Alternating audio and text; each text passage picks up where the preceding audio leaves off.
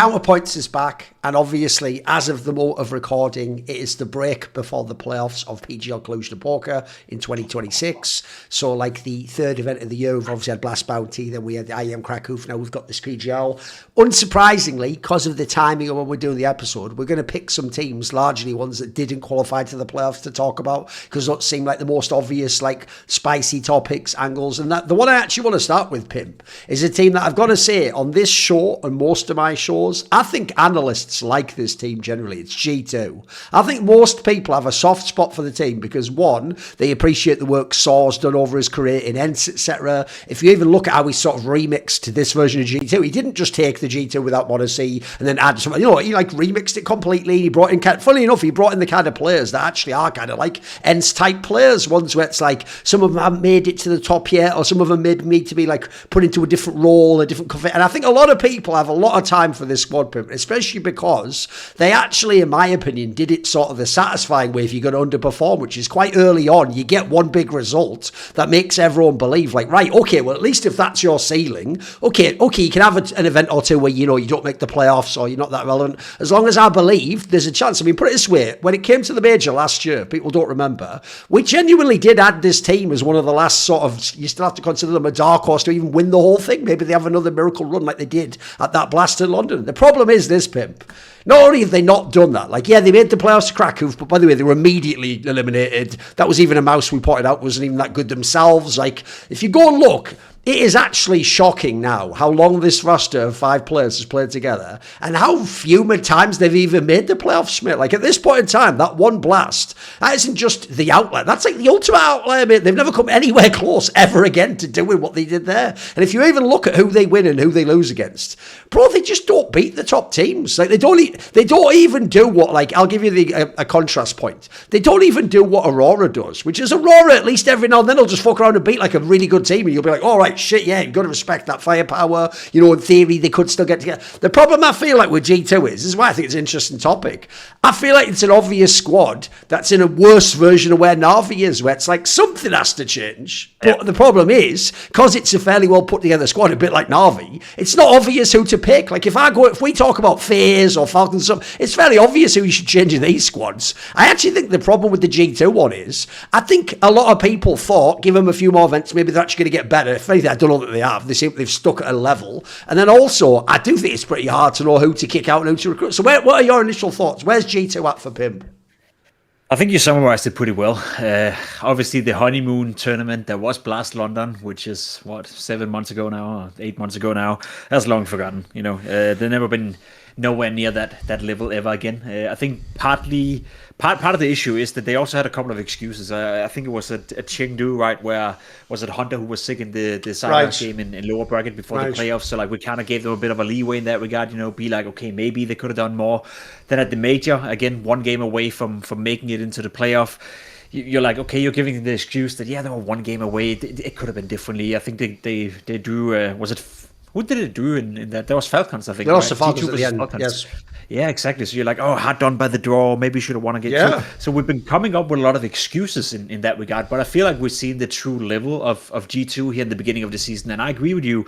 Despite Krakow being a step in the right direction, I think not doing well here at Cluj-Napoca is a massive step back. And that's probably where I start to worry a lot as well. Because I agree with the way you summarized it, that the players and the project as a whole, I think that was interesting. I was probably one of the analysts, that find them kind of fascinating, and I was still holding out hope for them to be good. And I honestly thought that this tournament here in Cluj-Napoca would be a great tournament for them to do well and sort of build on what they did in Krakow, where I agree, the playoff performance was abysmal in the sense that so was Aurora's. I think they'll just outmatch, and there's a long way for Aurora's, G2's, Na'Vi for that matter, to go toe-to-toe versus the likes of Vitality and Furia, so I didn't really hold that up against them, but not making playoff here, losing to the teams they've been losing to, and doing it in the fashion they're doing it as well, right? Did you beat Pain Gaming in the lower bracket? You beat Heroic in the lower bracket? I'm not really impressed by that, to be completely honest. I haven't had a single win here where I'm like, okay, that was a good game of Counter-Strike, and they had another game, where they were competitive against a good opponent, but ended up losing. So for me, I'm starting to feel the same as you probably are, where something's probably gotta change soon enough. But as you also kind of hinted, it's hard to It's hard to figure out what. I think Hunter is an in-game leader.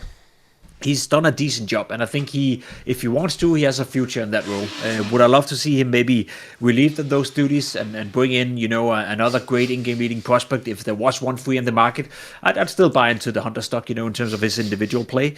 I think Heavy Guard is a fantastic player. I think he's the one thing where I'm like, okay, I know what I get from him. I think he's really, really good, and if G2 doesn't sort their shit out, then someone else will snatch him up, and they could. That's a player that could be part of a top 3 team in the world any given day.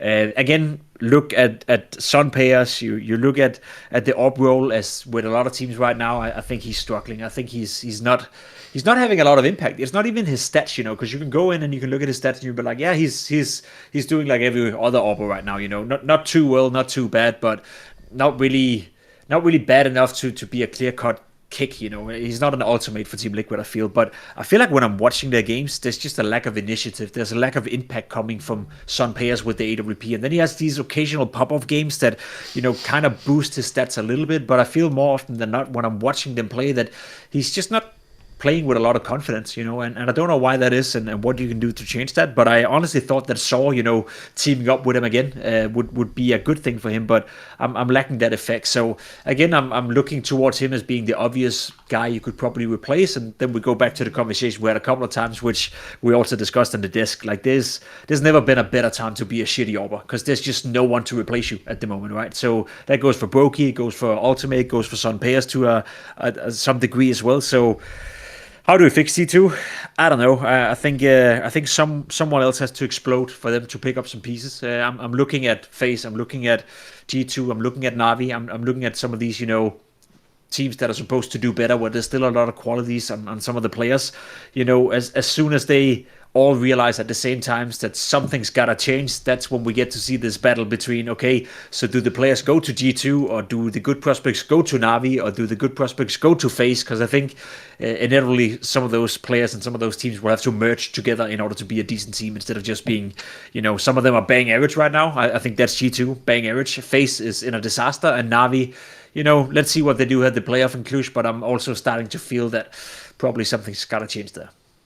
Yeah, if you actually go and look, by the way, it really is as bad as I described too. Like, it's not even like this team, has like, I'll give you an example. If people want to hate on Falcons, which I understand are at a different scale because of the money and the names, etc., but if people want to hate on Falcons, especially outside the playoffs, still fuck around and beat some of the best teams in the entire world. Like, they even did it in this tournament. Like, they'll at least give you, like, even if you think it's fake up, some fake up. If you actually go back, I was looking while you were talking, bro, after Blast London, the one where G2 broke out, the only top team they beat is they one time beat Fury at ESL Pro League, when, if you remember, Fury began really badly and even lost to like fucking Pain or something like that. Like, there was the one where they began quite poorly. Legacy, I think, there it was when they lost to Legacy as well. So they got Fury at one time, that's it. The rest of the time, in the last like 5 months, basically, they lose to everyone who's better than them, and they beat the bad teams, and then they even have those random ones, like if you remember the major, they lost to like Mongols with fucking controllers, which is like, what? So to me, unfortunately, when you've had a roster this long, it's not like I looked it up, they've played on LAN together 96 maps, mate, this exact 5-man lineup. Like, that's a pretty good sample size. Like, that's a whole season at least. So I also think, a bit like Na'Vi, yeah, there's no obvious person to kick, but one, you can't just not kick anyone. You have to make some sort of change. And two, because there's not an obvious one, that actually means you can, as a result, pick whatever direction you choose if you saw. Like, I'm with you, mate. I tell you another problem they have in this team. It actually reminds me, being as the one player who is mega, is Heavy God, and he is like one of those anchor lurky type players. Bro, I've seen this story before. This is like when fucking Blame F was in Astralis. It doesn't matter how good that player is. That will never be the position to dominate World Counter-Strike. That is a position like if you have a ROP. So that's like a luxury position, mate. If you have that guy and you have the sick AWPer or the great IGL or the great...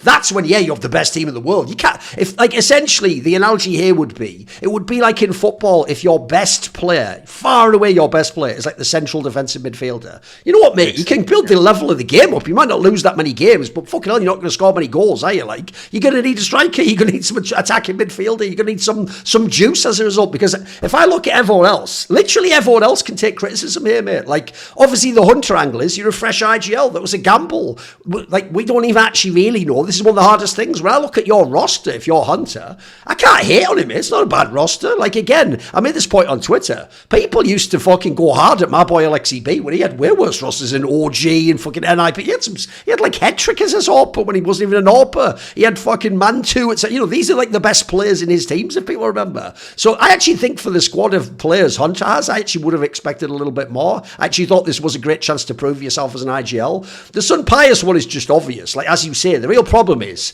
even when he's had like a little bit of a glow up recently, he's never come close to what he used to be in Ents, unfortunately, when he was like a really impactful, exciting player. But I'm with you. Like, who do you recruit? Like everyone made fun of Fnatic, remember, when they signed that Jambo guy. Who else are you going to sign? These are the level of players you haven't assigned, unfortunately. And there really aren't many good AWPers out there, actually. So I'm with you. Like, it's hard to move on from that one. You just hope it all works out. And then I'll tell you where I come down on it mainly, mate. Assuming I'm not just completely taking Hunter out, I don't even know what AWPer you'd recruit. So for now, I'll probably stick with some Pius. I'll tell you what I do look at, which is when I see Matisse and Malbs, I just start to get that vibe of like, pick one. You know what I mean? One of them can stay. They're both, in theory, they're both talented players. But I'll tell you the problem I have with this squad. The Matisse guy, I still feel like hasn't blossomed fully. That's one area where I'm a little bit underwhelmed. I still thought that guy had a bit of a... Put it this way, in an ideal world for me, him and Heavy Good would be the HL TV top 20 players. And this team would at least be fourth best team. The Malbs guy, I've got to say, I actually think everyone just got sort of tricked by that half a year when he was with Monacy and Nico. Mate, he never has ever looked as good as he did then. But at the time he was with Monacy and Nico, remember what everyone who was a Malbs fan said? They said the opposite, bro. They were like, no, Nico's like taking space and resources for him. And when Nico goes, then his game will level up. And I'll tell you one area that's really worrying, mate. Back in the day, if you remember, all the time when he was in the good G2 when they won events, he would do all his impact on T-side. He would do some mad run-in, double AK headshot, right? At the time, people said it's just because he's forced into bad CT roles. Mate, his CT game never recovered. He's now in a team where there's no Monacy and Nico for ages now, mate. And that's never, ever fixed itself. Whatever issue he had there, he just has there. So I feel like if I'm picking someone to kick out, I'd probably be looking at one of those two, mate. I'd essentially, within the org, I wouldn't pretend to know like Saw. Pick which one you think fits his role best. Go and get someone else to do all the other roles. Because actually, if we talk later in this episode, mate, about the exciting people like the Foots of the world, mate, there are players there you can take. Like, there's people who could go straight into a team like this and do work. Yeah, I agree. I agree. I think the whole Malbs conversation, I tried to open it actually on the desk during Cluj-Napoca as well, and he's just, for whatever reason, like he's a fan favorite first and foremost. Yeah, absolutely. He has a fun story, obviously, and he's very likable. But you cannot critique that guy without people coming at you. Because I actually agree. I think he's been very underwhelming, and not to the extent that I want to say I was the first guy who like kind of shut down the narrative that as soon as Nico leaves, then he moves into his positions and he will do well on the CT side. I basically laid it out and described it for people this way. Nico is the best micromanagement guy on the CT side you can possibly have. He's one of the best communicators. He's one of the guys that will, bring a sort of flow and a sort of motion to your CT side defense. All Mobs did. And not to take anything away, but the T-sides, as you described in G2, that was playing by himself. He was always on an island by himself. Best example, Mirage. He would lurk out of A Palace, he would lurk off a ramp, and usually he would do it whenever Nico or Monacy have created, space in middle or try to do some sort of, interpretation of what the opponents were doing in that regard. So I think his T-side play was better than it is now, and it was legit. I think he did a really good job in those positions, but CT side, he was never supposed to be in those vocal positions, and I said it from day one. I don't think it's gonna work out, and people were like, you don't know what you're talking about. He has the aim, his aim will back up for it, and he'll learn to communicate. Learning to communicate and learning to be that type of player, it's not something you learn. Either you got it or you don't. And another great example of that is Son Payers. I think it was Dupree who said in an interview at some point that one of the biggest issues for Son Payers and Falcons was that he didn't take any initiative. Like, the players had to ask Son Payers, hey, what do you want to do? They had to constantly remind him, hey, take initiative, do something with the op, kind of dictate wherever you want to go, and he just didn't do that at all. You could point that out, right? for half a year or for a year or for 2 years for some players, it's still the same issue today. I feel when you're looking at him play, he doesn't take enough initiative, he doesn't play with enough confidence. So I'm of the belief that, yeah, you can obviously improve in certain aspects of the game, but you can never go from being a player that is playing your style of Counter-Strike, which is on an island by yourself, where all you rely on is your aim and your own intuition, compared to a position where you have to communicate with 3 different people at the same time while also focusing at your aim. I think that's why CT side play took a massive hit. And then I thought to myself, okay, so Saw comes into the team, he'll find a way to activate him, he'll find a way to move back into some better roles. But that's kind of what I like to see from G2 and from Malps, the willingness to maybe give up on that project and then at the very least try to move him into different positions or other positions. And then we go back to the conversation we had with Heavyguard. He's occupying some of the same way of playing, as that anchor role Malps used to be, at least on the T side. So you can really move Malps into those positions. So I'm almost willing to say that if it was between Mattis and Malps, I'd probably get rid of Malps, because I do think you can find, as you said as well, young players with the flair for the aggressiveness and the flair for playing connect on Mirage, the flair for being, the center of attention. So in that regard, it's a massive loss for G2, because he was a huge investment. He was a guy that was supposed to take over from Nico, but at some point you got to cut your losses. I'm not going to lie. Because the other thing about G2, this is my last main topic on it, goes like this. I mainly judge this particular project according to the perspective of Saw as the coach, Hunter as the IGL, because they're the people heading it up and you assume they have the say in, how things are done, etc. But there's actually a bigger point about the G2 org I want to make here, which is if people are going to criticise, Falcons spending loads of money and being a big deal, Team Liquid's one we always bang on like a motherfucker if they're ever irrelevant like now, when you've got the money to sign players and you should be an attractive destination. I also think, even though it's just PR, the stuff that G2 CEO said last year, mate, was some of the dumbest shit I've seen said in a long fucking time. And some of it was at the end of 2024 as well. If you remember, he came out and he made 2 different statements. One was, he quite literally said words to this effect of we could have just kept Nico if we'd wanted, which is just, I'll never understand why you would ever communicate that to your fans, mate. Because to me, if I'm a G2 fan, right now I would just be going, can we have Nico again? What is this shit? By the way, Nico would even be in the position of one of the 2 players we just discussed cutting, bro. Think about it right now. Imagine you take this G2 roster, pick whichever one you want. It'd probably be Matisse if you look how they play, and you drop Nico back in that spot. Mate, they'd immediately be in they'd probably be in a bunch of finals and semis immediately, tomorrow, and that's even without Nico being at his best. Then there's the whole thing of even when they let Nico go, because I believe he said the Nico comment at the last season of Nico in 2024, it was implied to me the reason why it doesn't matter if Nico goes is because at the time no one knew that Monacy would definitely follow him to Falcons. Maybe Monacy was going to stay in G2, right? I'd have at least given that CEO guy a tiny bit of grace that if somehow he'd kept Monacy, but then he'd lost Nico and he'd just believed the story we just said earlier of Malbs to be the new Nico or Timu Nico, and it'll work. At least that would have a logic to it. I think that's the problem with G2. If I take my head out of I'm just looking at the Hunter and Saw project, I look at the bigger thing of where G2 the org, mate, you just look silly with how you've done, even though they weren't bad individual moves, you have downgraded your roster. You used to have Nico Monacy, and we all used to expect every tournament, with Falcons, you should have a chance to win this thing, and even you would nick the odd blast. It was a real thing. Now you've won 1 blast. It looks like you'll never win another one with this roster as it is right now. You're going to need major roster overhaul. And then remember, he even did that thing at the time where, even though this one's a bit more contentious, he even in that same interview, low-key flamed Simple and was we just don't need him, basically, which is these are such weird comments to make when your team again is putting out a squad that, as pointed out here, barely makes the playoffs. You're sort of, listen, you're relevant in the sense of you're in the top 10 for me. You're not relevant beyond that, though. As I just said, if I'm Fury I'm never scared that you're going to beat me and knock me out of the tournament. Or if I play you in a round of 6 match, great. If I'm Mouse, it's cool, we're going to the semis, boys.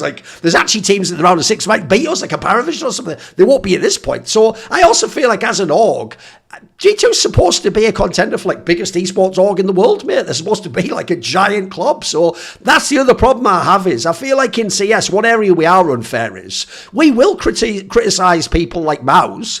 Mate, Mouse isn't fucking G2. Holy shit, in the game in CS they can compete them. As a bigger org, they're relevant compared to G2. And by the way, I don't even know Mouse in the other games Dota and League. I think they don't even have fucking teams, mate. They're basically CS and some other shit that I don't even know. Maybe Rocket League or something, I don't know. But they're not. So does that not bother you that a massive org? Because even though everyone says FaZe has no money, I think we all think the same thing with FaZe. Bro, the name FaZe though. FaZe is supposed to be giant, Yeah, it does bother me, but I'm also I don't know if that's the thing lately because we've seen so many big orgs, just falter, But obviously, Astralis great example, Fnatic great example. FaZe now is going down that route. T2 to some extent the same. I think I don't know. I don't know why I'm not that attached, to that aspect of the orgs. I think name value wise, then sure thing, G2 should be doing better and they should be attractive to play for. But I've also heard, and I don't know if that's true. Maybe it's just circulations and rumors. But the amount of money they have, allocated to the CS division is nowhere near the same as they had when they had Modesty and Nico in the lineup. When that's the thing, I feel like I see that a lot of times. Or at least I sense that from the outside. Same happened to Astralis, right? They and I know that from inner workings as well. You had this amazing lineup. You had this amazing period where you were the number one team, the number one organization. That also means that the salaries of the players obviously were extremely high, and you're probably the team in the world that paid the most in terms of raw salaries. And then you lose Device, who goes to NIP, and then was it Dupuis and Magis who went to Vitality. And instead of keep investing the same amount of money or at least close to it, they just saw that as an opportunity. Oh, we can save money now. We can get this player that is almost as good, but we save half his salary. Oh, we're going to sign Stair, who's, by the way, doing a good job, but we're going to sign him at 1/5 of the salary of everyone else on the team, or we're going to sign fucking Lucky and whatever else they did, right? All to save money. So then over time, you sort of like build your own faith in that regard. And if that's what's happening with G2 as well, if some of those, because it's not budget signings as well, that's not fair to say, because Mouse was expensive, and Mattis, I believe, from Fnatic as well, was an expensive buyout. But yeah, exactly. But I do think that I've at least heard that the salaries and the expectations and everything has just been brought down a level or two ever since Monacy and Nico left the team. And I get it. They were expensive to have, and with Monacy and Nico comes great expectations. With less prominent players, you sort of like lower them a little bit. But the problem is that you're also going to lower yourself in the hierarchy, as you described right here, as who's going to join you. Like if you're the next emerging talent, let's say that there's another Kyusuke coming out there. Let's say that Dukes from Foot, who we're going to talk about later, or Demon from Foot for that matter as well. Let's say they keep evolving, and in 6 months from now, they're the guy you want on your team. Like, why would they pick G2 above some of the other big teams? Why would they pick G2 above Mounts? And that's kind of what you're doing when you're playing the. Like it's a short-term gain for a long-term issue, and I think a lot of organizations have done that. And then I get there's a lot of nuance to it. We're also in a period of Counter-Strike where the last 2 years we went from having the format of partnership teams where guaranteed revenue to now you have to perform with VRS, etc., etc. I'm not trying to simplify it to a point, and to some of the org owners out there. Well, Jacob, you don't know nothing about the economy. I tend to believe that I actually understand the landscape quite well. All I'm saying is that it is a short-term gain that you get in that regard by treating your players and treating your organization like that for a long-term problem. And I feel like there's enough case studies out there for that not to be the thing you should go around if you want to be relevant for a long time and for the future as well. Because Astralis was a great example. Fnatic did it to themselves. NIP to some extent, if we go all the way back. I wouldn't be surprised if G2 is in the same pain cave right now. It would take a big investment and a big change of roster, as you said, and overhaul, or it would take that they win the battle that I think is going to come, which I think is super, super fun and interesting, where teams like Na'Vi, teams like FaZe, teams like G2, let's see who else fucks it up, in the first 4 or 5 months here and doesn't do well at Cologne. But I think there's going to be a massive roster shuffle by summer because we have a lot of big names, a lot of big organizations, and still organizations with a decent budget that is simply not performing at the moment, that is being outperformed by the Paravisions of the world, that is being outperformed by the Mongols who keep, just switching one player for another and seemingly still make it to the playoff every single time. Aurora for that matter as well. So I think that battle is going to be interesting, and whoever loses that battle of G2, FaZe, Na'Vi, and let's see if someone else joins that list, is probably going to have the same faith as Astralis is having right now, where they become irrelevant, where Fnatic is irrelevant, where NIP to some extent is irrelevant. So I got to be honest with you in that regard. Yes, I have history with G2 as well, in the sense that they were my favorite team when Monacy and Nico were on the team, because I think they were the most fun team to watch. The combination of Nico, Monacy, and Hunter, for that matter, in his prime was just beautiful to watch. I will say though that I don't really care whether the name is G2 or whether the name is FaZe or whether the name is Na'Vi. What I look forward to is see one of those teams explode, and then hopefully the two other benefit from that. Actually, since you referenced them, why don't we just pivot to that? Another team I wanted to talk about, it's one I've been talking about on a lot of my shows, is I think the revelation of 2026. The funny thing is, fans would have assumed it would be Paravision because of the breakout of Blast Bounty. Bro, it's this team, Foot Esports, where people don't know, as far as I know from other esports, Foot is actually like a Turkish organisation, bizarrely. It's like, it's one, like, it's not like a famous one out, like I only knew about them from Valorant, where they had like a Turkish team or something. And they signed this squad, if people don't know, was the squad that was literally Navi Jr. last year. And if everyone remembers, there was a period, it was about like almost 2/3 of the way through the year, where there was that weird stat that was like Navi Jr. themselves are like 30th or something on like HLTV rankings. And essentially, they're one of the only academy squads that was actually fucked by being an academy squad. Because what happened was they couldn't then enter tournaments for teams at that level because the main Navi's team would be in that tournament. So they were prohibited because obviously you can't have your academy team and your main team players. So they were essentially too good to be an academy squad. And they broke off. They're now their own org. They're even the one, if people don't know, I had this recently confirmed by someone, they're the team that did that cool thing where because every other big org is trying to cynically snipe VRS cores, they're the ones that supposedly have like a thing in their contracts that say you can't just sign 3 of them as a core and buy the core. You have to buy each player like individually, basically. And I've heard that they're going to charge quite a lot for these players because, mate, there's 2 angles to this that I think are crazy. One is, as an entire team, even though, listen, we can get some of the players in a moment, I think there's some obvious players that have flaws in this team. I'm just amazed how many players are good in this team though, mate. This isn't even just like, oh, there's one guy that's good and a series. Bro, there's like at least 2 players are really good. I think you can even argue, because I mean, fuck, what a crazy renaissance for Laux, the guy we'd all written off from like 2-3 years ago from Bleed, etc. Even he's been doing pretty well. So like, actually, it's shocking how many good players there are. And then also, mate, the other part that I think this reflects on that no one's thought through is this.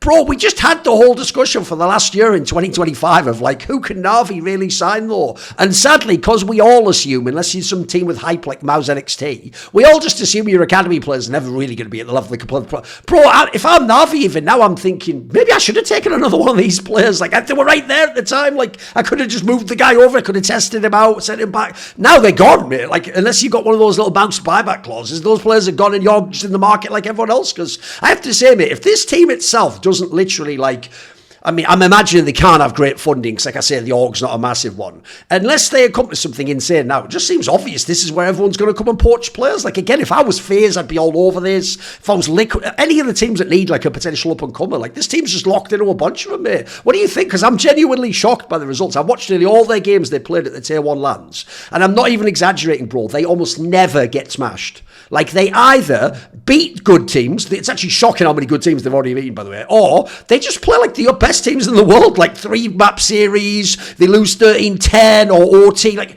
if anything, the one thing you could put against them, because they are inexperienced, is, yeah, they do lose a lot of close games and OTs. It's understandably, they don't have like a world-class side here. I don't even know, by the way, I had to look up. Their coach is just some guy that almost made for a meme. Like, he's actually called Coolio, like the fucking gang, been saving all my life, living in a gang. Like, no one's even heard of this guy. It's not even like it's some, I'd understand if it was like, some fucking guy Kane from the Ukrainian scene had gone and he was meant to. This team has just come out of nowhere. It's crazy. What do you think of this team?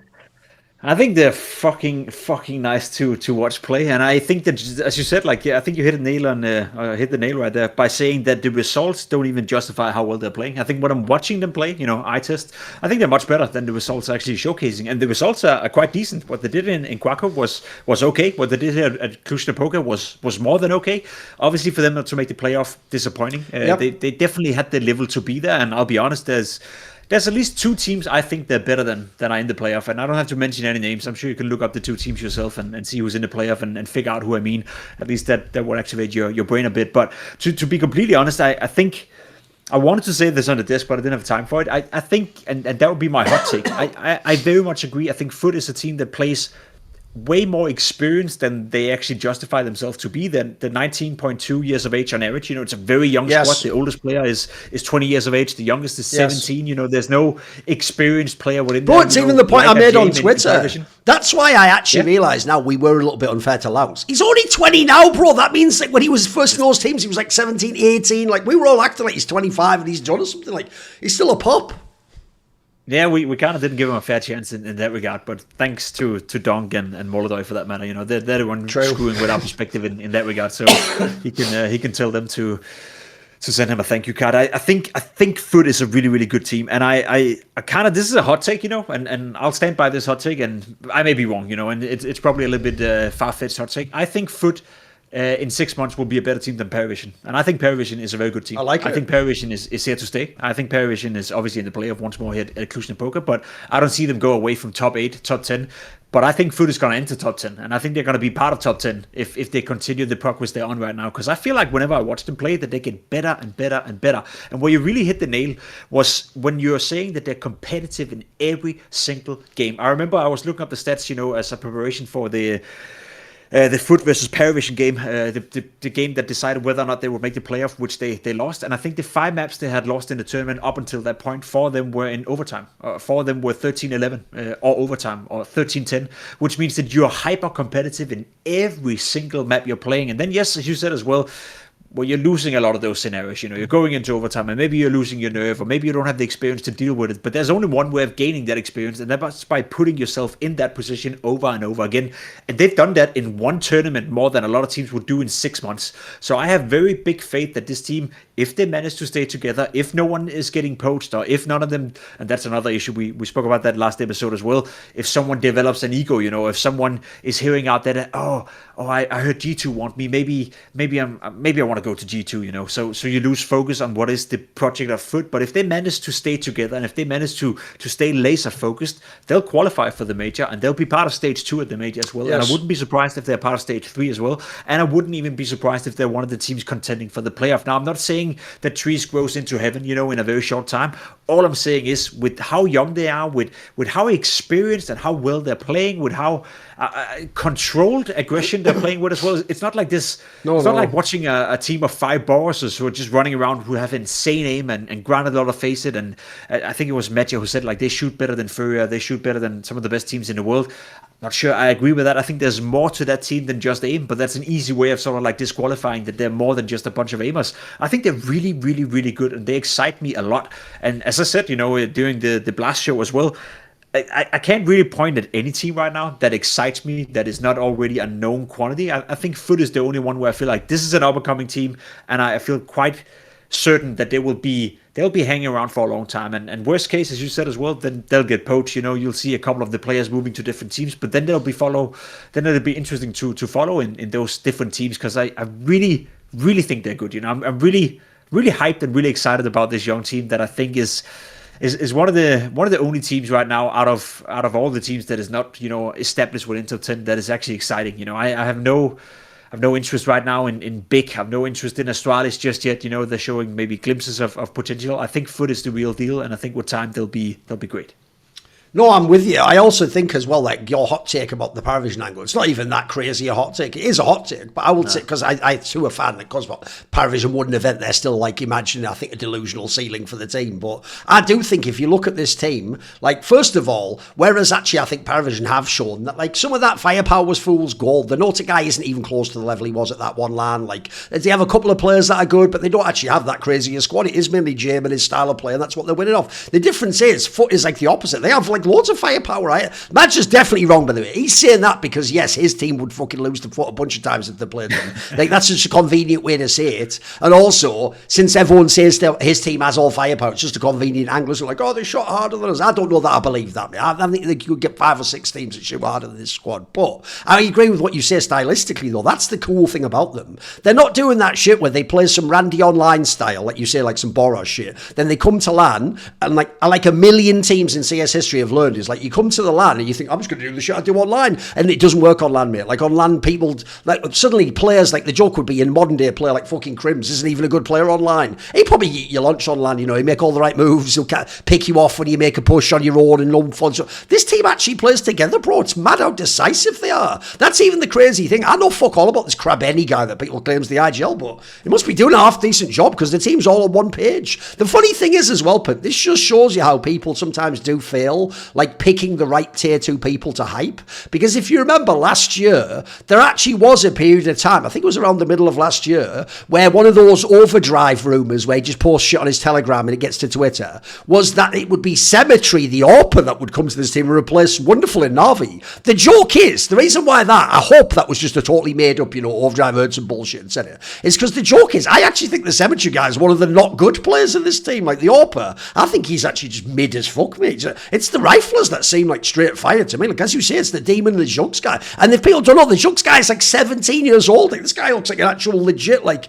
I agree, unfortunately, Keisuke and Donk have ruined all our brains where we think, like, to be a rookie means you can also be like the best player in the world. Like, no, if we take it back down to CS outside of those two players, this is like a really promising player, mate. Like the joke is, like, within a year or so, this guy probably should be on like fucking G2 or something, or Liquid or FaZe, or it looks like the prospect, the talent is there. 100%. I think there's and that's why I'm also quite comfortable saying, the Paravision hot take, let's call it that. I agree, I really, really agree. I think Paravision are doing it in their own way, and I think they're really making the most out of what they have to work with, and I don't see. And I may be wrong, but as you said, like, I don't see a Noda developing that much further. And I know they're a young squad as well, so you'd give them the benefit of the doubt and you'd give them the age. I think they've gotten a lot out of those players already by now, but I see... And it may just be the eye test, and it may be that I'm just a little bit hyped on them right now. But when I watched them on the server, I don't know what it is, but it's the crosshair placement, it's the movement, it's the fluidity in how they work the map. They almost remind me of a young Heroic back in the day when they kind of put this proactive Counter-Strike, especially on the CT sides, on the map.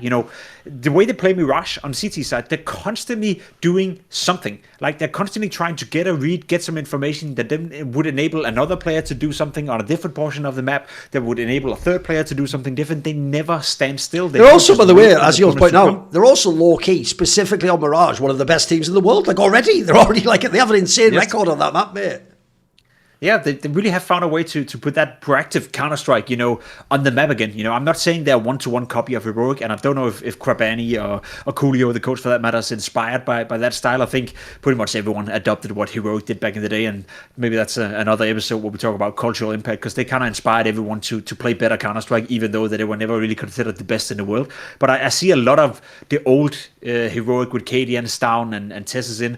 I see a lot of that in this young squad as well, and overall, just a very impressive team, and even more so, as I said, the fact that they remain competitive, the fact that no team so far, not Furia, not some of the other top teams they've made, have not been able to pick a map against them, own them, and move on to the next one. Like, no map is lost beforehand they go into a game. That is for foot, right? They go into overtime, they lose 13-11, and as I said, yeah, you're losing a lot of those close games, and probably that comes down to experience, or maybe you just lack that extra inch, etc.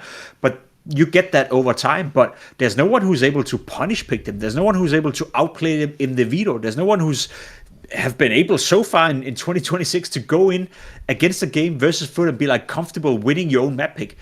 We're talking about a team that is not in top 10. We're talking about a team that, 3 months ago, most people probably didn't know existed or haven't heard about them and at this scale of Counter-Strike. And we're talking about a team that's played Furia a couple of times now, and probably, I know they lost a couple of series versus Furia, but we should have beat them a couple of times. Could have won every time as far as I can tell. Online series? Yeah. Exactly. The Blast Online series, they could have won that. The one here at PGL Cluj-Napoca, they could have won that. I really, really, really think it's a team that we have to pay attention to. And as I said, I hope for my own sake, and I guess for all the fans' sake as well, that they manage to stay together at least up until Cologne. I want to see them qualify for Cologne. I want to see what they can do at Cologne, and then let's see what happens in that roster period. But for now, let them play together and let them use that experience to get better, because I'm sure what happened here in Cluj, that hurt them. Obviously, we saw the interview from Longs as well, very heartfelt interview. He's obviously Romanian, so he would have loved to be in the arena, but it's something you learn so much from, and given that they are so young, and given that, as you said as well, I feel like the individual skill of the team is so high, then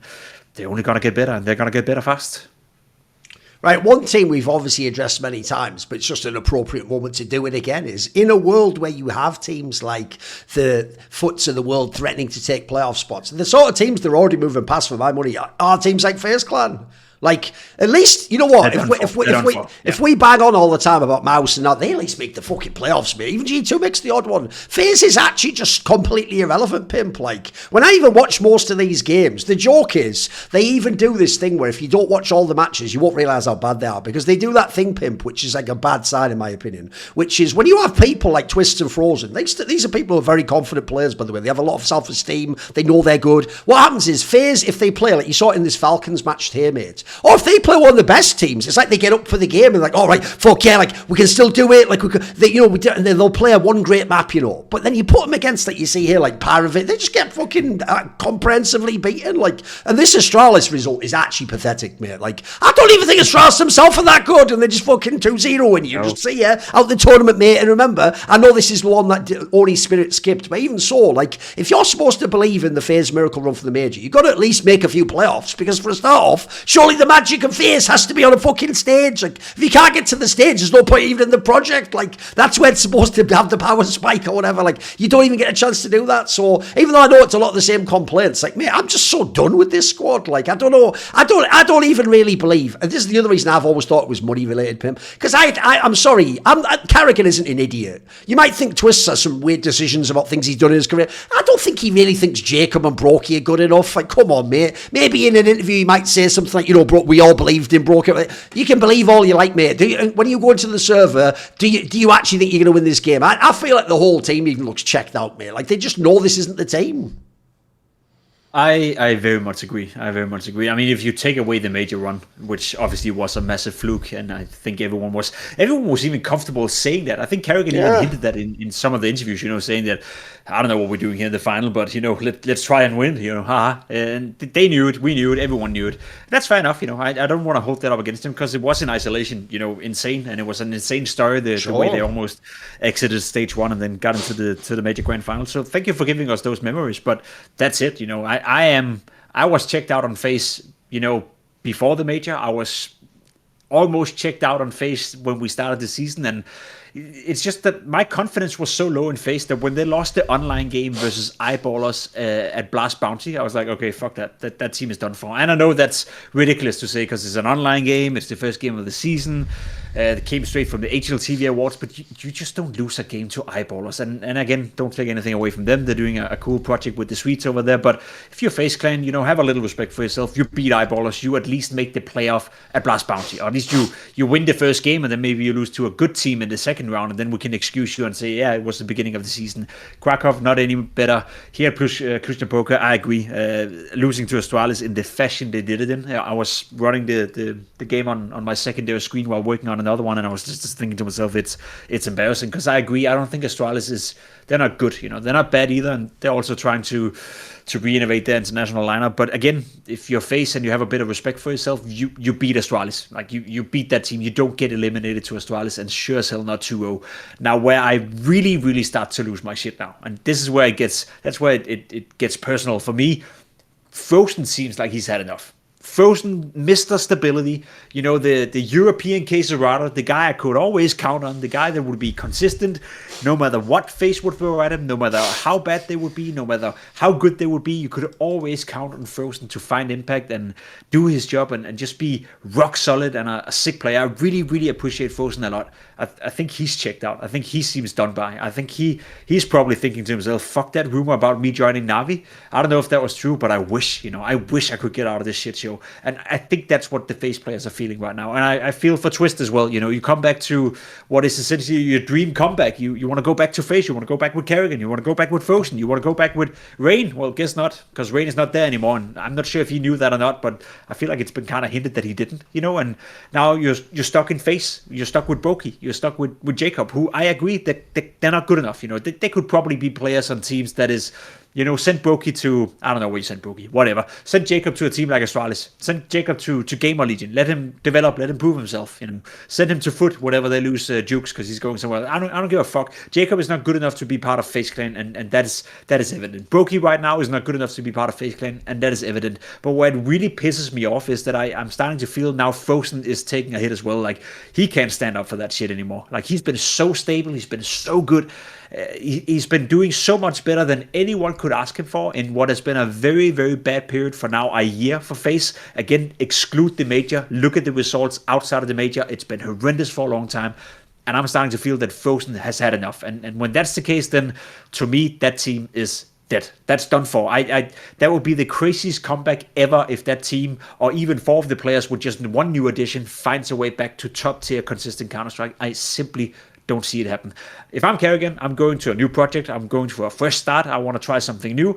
If I'm Frozen, I would love to join Na'Vi. And if I'm Twist, you know what? G2 could probably use you. Get rid of Malps, put Twist in those roles, and you would have a banger team. So there we go. I fixed it for you.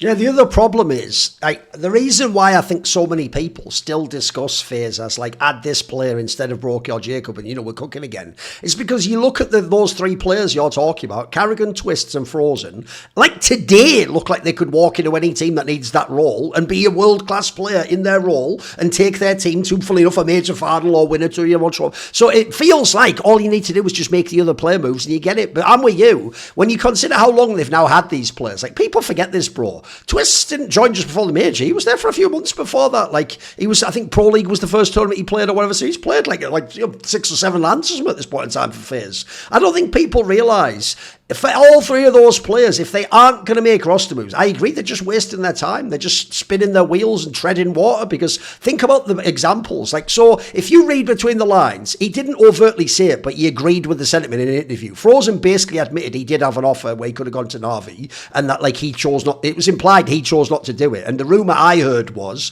that he, you know, he felt some sort of loyalty towards Kerrigan, or maybe he knew Twists was coming back. If you notice, I think the timing on that is also super suspicious, Pimp. Right around the time of that middle of the year player break after the major, which is exactly when, in theory, you'd think someone like an Na'Vi, remember, they went out in the top 8 and then had a fairly irrelevant season. That's exactly when you would make a move like bring a Frozen. I also do think as well, of all the non-like Ukrainian and Russian players, Frozen looks like he'd be a perfect player to play under Blade. I think he'd fucking love it. Probably even like the Alexi B system. It seems like he's a guy who'd vibe with it. So a lot of that move made sense. So I wonder if, like, in FaZe they told him, like, don't worry, like, Kerrigan's staying around and also he's not retiring, because that was the whole rumour at the time, and also we'll get Twists back, so it's like, you know, we're going to remake the squad, and then look, maybe you add in a little sprinkle of delusion, which is like, oh, when we get, because they tried to push this angle, remember, when Twists rejoined, it's like, and then maybe Brokey comes back, it's the 3 Musketeers again, you know, that all that fucking marketing angle that they go with. The problem is none of that happened, and I think for all 3 of those players, what's the point of being in this team? Like, as we said, mate, you did it quickly there. Twists could join tons of teams, mate. I mean, a lot of people respect this guy. I think he's a very good player. He is a very good player. The Frozen one, by the way, if that really was because of loyalty, I mean, listen, I've got some bad news for you, mate. There's a reason why, even though we all will like the idea of loyalty, it often in esports isn't a very good move, mate. Like in this case, let's say you've been loyal to Twists and Kerrigan in this regard, so you want to play with them again. Well, FaZe hasn't been very loyal to you, mate. They're just wasting your prime. Like, you're sitting here in your prime still waiting to win a major. That's what you want to do, presumably. And I agree as well, mate. The other thing people forget is good players aren't just going to stay good forever. I mean, mate, even fucking Pete Kenny S got worn down eventually when, like, it was just, you know, they had RPK, wasn't that good. And, like, eventually, you just can't put 1 billion hours into a server to barely win a game 13-11 and still go out in the round of 8 or something. Like, that's just not cool. Like, eventually that'll get to everyone. So the other reason why I think this team has to change is we're already talking, like, right, well, you've got the Kerrigan. Bro, eventually you're not even going to have those players. Like, by the way, God forbid now, Twist has already took a little downturn. Imagine he has, like, a bad month. What would this team even be? They'd be completely irrelevant. Yeah, they would be completely irrelevant, and I think they are completely irrelevant, to be completely honest. I also do think there's something to be said about the whole, you know, situation surrounding FaZe Clan, and obviously them, you know, what was it, departing the streamer side of FaZe Clan, or content creation, and having their own esports division because of all this shit that was going on. I think, I mean, I don't want to say this because I would love to have the FaZe brand around in Counter-Strike, but as I said before, you know, Astralis was also a brand that I didn't want to lose, you know, 4 years ago, and I could never imagine a Counter-Strike without Astralis, but now I think we have to get used to the fact that Astralis may not be a super brand anymore. I'm sure if I asked you in 2015 or 2014, and I said, well, maybe Fnatic in 2020 is not going to be around anymore, you'd be like, fuck off, you know, Fnatic is a stable in Counter-Strike, they've been around for 20 years, you know, that team is never going to go anywhere, that name you wanted. But at this point, I don't even care if FaZe, disrupts and goes away from Counter-Strike. If that means that you can then send, as you said, Kerrigan to a new cool project. You can send Twist somewhere that's super, super cool. And you can send Frozen to Navi or wherever else he wants to go. Because I think if any of those three, I think he's the one that is still in the highest regard. I think he's the one that you want on your team. And you can pretty much slot him in wherever you want, more or less. Obviously not going to join a Furia. And it's going to be tough to convince Falcons or anyone else to do a roster change with his role. But I think he's really, really good. Now, one thing I want to add to that as well, and this is just pure speculation, but I can't help to put the similarities between Twist and Kirby, what he kind of experienced as well. Kirby from Astralis leaves Astralis, goes to North, thinking to himself that that's going to be a great project, and then he finds out, that was the worst decision he's ever done in his life, and he could just never really recope, did a couple of good months of playing, and then as soon as he realized that project didn't work out, it was just getting worse and worse and worse, and he kept regretting not going to Astralis. Let's not forget that Twist could have joined Vitality, as far as I'm aware. They wanted him, a couple of time ago, where he decided to go to Team Liquid. Vitality came asking, as far as I'm aware, for Twist, and Liquid said no, because Twist just joined Liquid together with the Kenyan lineup that obviously didn't work out. So Twist could have waited out maybe 6 months, and it's always, easy to play captain hindsight in that regard. But there's a world where Twist could have forced his way, if he really, really wanted to, into Vitality. I'm sure they would have found a solution if he firmly said that I don't want to play for Team Liquid. Like, I really don't want to be here at all. I'm going to bench myself, if you don't sell me to Vitality. More often than not, we even see it in football with some of these mega transfers. The players have too much of a say in that, and they'll find a way to force the club to sell them or resolve the situation. So if I'm Twist right now, I can understand if you're thinking to himself, fuck man, I could have been part of Vitality, but I had to play with Cadian in Liquid, and I had to go through all that shit and become the in-game leader. And then when I finally thought I did something good for myself by rejoining FaZe Clan and getting back home, they're giving me a washed-up Brokey, they're giving me a Jacob, and they're giving me a team that doesn't work out anymore, despite me, myself, as you said as well, Twist playing some beautiful Counter-Strike and some good Counter-Strike. Where the fuck would FaZe be outside of the major if Twist didn't come back and play well? Then they would have the results they're having right now. They wouldn't even be a top 10 team. They would be at risk of not qualifying for the majors. They would be at risk of not being part of the VS that gets automatic invites to the biggest and best events right now. I think that's how bad it would be for FaZe had it not been for Twist. So I can imagine why Twist would be thinking to himself, a year and a half ago, 2 years ago, I could have been part of Vitality, and look what they're doing right now. And let's be honest, had it been Twist coming in instead of Spinks back then, yes, Robs is doing a great job. I still think Vitality would have won a lot of stuff with Twist, and now he's just stuck in this scenario where it's so tough for a player to get away from that thought, and that ruined Kirby. I know firsthand. I talked to him when he was doing some analysis jobs for Blast. Like, that completely ruined him mentally. He could never recope from that. I hope that's not the case for Twist, which is why I hope Twist gets to leave FaZe Clan, or at least gets a team within FaZe Clan that is worthy of his time.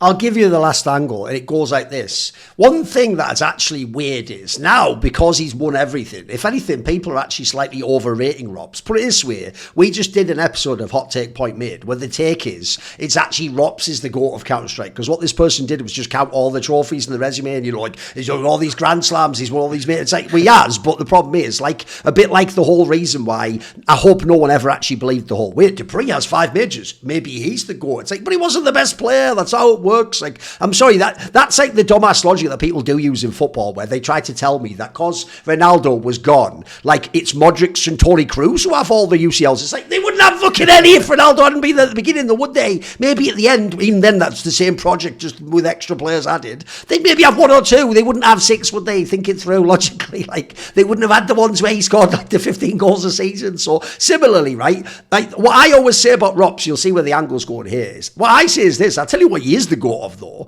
Fucking career decisions, though. He's made some fucking amazing, like knowing when to stay and when to go. He only made one wrong move his whole career, in my opinion, which is there's that one extra year during COVID where he stayed in Mouse for an extra period. And even then, I heard it's because actually Mouse at the time broke the bank and gave him a very good salary. I think they even offered him more than like a Vitality or someone offered him. And then aside from that, people don't know, he had the choice between Vitality and FaZe. He went to FaZe. He had that fucking mini era there where they won all the prestige events. He held out for the extra year, by the way. It still looks good because of all the finals runs, etc. And then at the end, right when it was still perfect time, where he still had enough cash here with the other players, he got his move, amazing free signing to go to Vitality. Now he has this Giga era, might even have a fucking second era.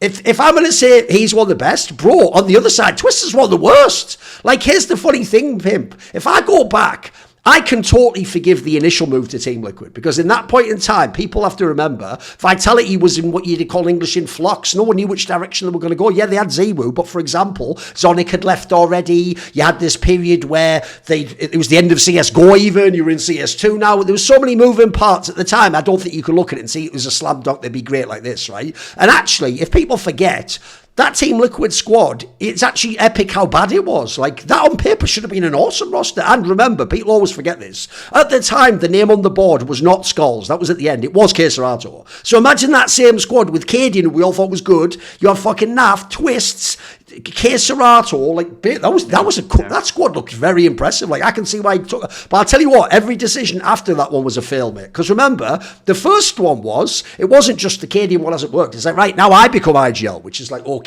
I told people this story. I heard at the time already, maybe again Vitality was interested. This is 2024 we're talking about, like right close to the middle. I heard they wanted to get rid of a Spinks. This was one of the players they already had past history, like just like they got Rob Slater. They wanted this guy. He's one of the people on their little short list and has a great reputation among other pros. So he chose essentially to use the power of I could have left to be like, right, I want the power to take control. So he took control. But people forget this. He then got 2 seasons of doing that. And both times they made these roster moves, which for whatever reason, it was implied even by him, maybe he was involved in them. That's one of the weirdest parts ever to me. Like, if you imply you were part of bringing Ultimate in, then how can you then leave Liquid later and be like, Liquid sucks? You're part of the reason why this sucked, bro. Like, why are you getting involved with signings like that? Like, it's one thing if you go, the coach did that, I had nothing to do with that, you just brought him in and then I just play with him. So I think you made a couple of bad decisions then, and this is why I think he fucked up, mate. Because at the end, when he makes the move back to FaZe, I remember even thinking myself, like, but why though? Like, you going to FaZe is the only good thing about that team right now. Like, you're basically giving them like a lifeline when they were about to just drown in like a whirlpool and they were almost under the surface, mate. Like, that's the reason why I'll always remind people of this. Everyone now can claim all sorts of shit about the whole FaZe Simple move. The reason everyone was hyped about FaZe Simple is because it gave you the delusion that maybe they will be world class again. Maybe they actually could be like in the final, but for real, it's not even like a fluke. Like, they could actually. That doesn't exist in the FaZe that Twist joined. And in fact, I'll even speculate, if the team you have to join in the second season of last year is FaZe, I don't think you had any options left, mate. I don't think any of these names we're listing were even on a short list. Like, they already had their squads. Obviously, you can't get a Vitality now. That's all. That ship's long gone sailed. And I'll just throw this out there. I didn't make him say this. He's one of the few players who's publicly implied he'll never join Falcons. So there's not even that option. So at this point, mate, he's also put himself in a tough spot in his career. Like, I feel like it's only playing great in a bad phase that'll even remind people this guy's a good player. He was actually an excellent player last season. It doesn't amount to anything.